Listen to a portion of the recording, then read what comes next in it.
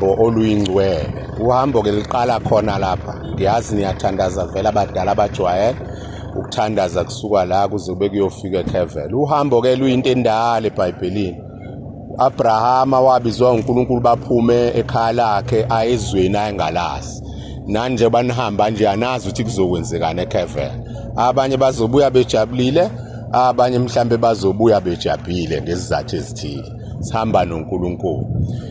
NoJakobe indodana kaIsaka umzukulu kaAbrahama wahamba esuka kubo emva kokushona kayise ngoba umfowabo efuna ukumbulala.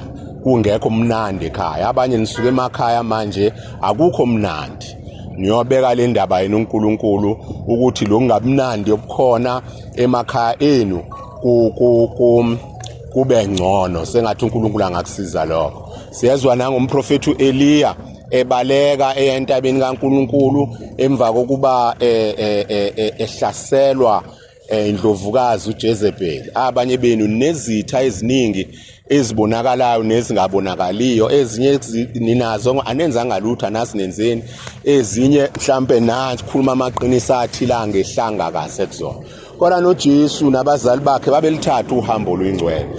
Uhambo lokuqala nje uJesu alithatha wayesesiswini sikanina beya eBethlehem beyobalwa nomndeni nozalo lwakubo.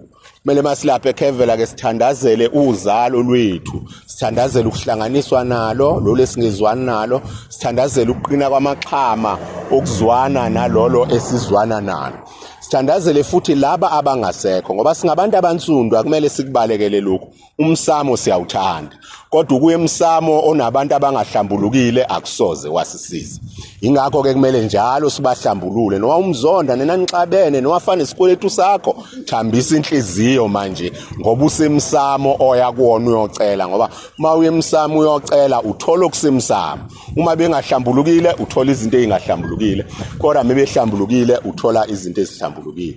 Jesu neinsuku ezu8 waya kothulwa ethempeleni. Basuka abazali bakhe eNazaretha bathatha uhambo lwingcwele bayomthula ethempeleni. Lapho ke sithini ke niyothula abantwana benu njengoba nisho kuleli culo esolicula masenisibusisa, sithula imizi nemindeni makulondolozwe nguwe. Siyothula imindeni yethu abantwana bethu.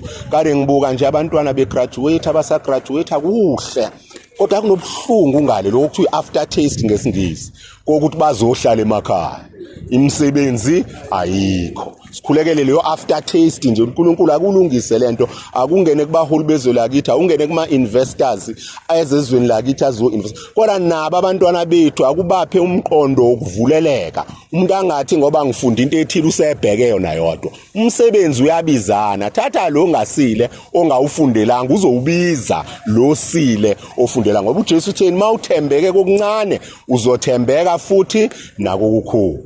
uJesu waphindwa wahamba futhi wayethempeleni mhla eneminyaka ewu12 la kuthiwa khona wasala khona ethempeleni, ngoba inhliziyo zethu kumele zihlale njalo zisala noma sihamba. Thina khona iculo lethu elithi Jesu wamsala kahle sengihamba ngiyekhaya, kepha inhliziyo yami izosala ivuthela wena la.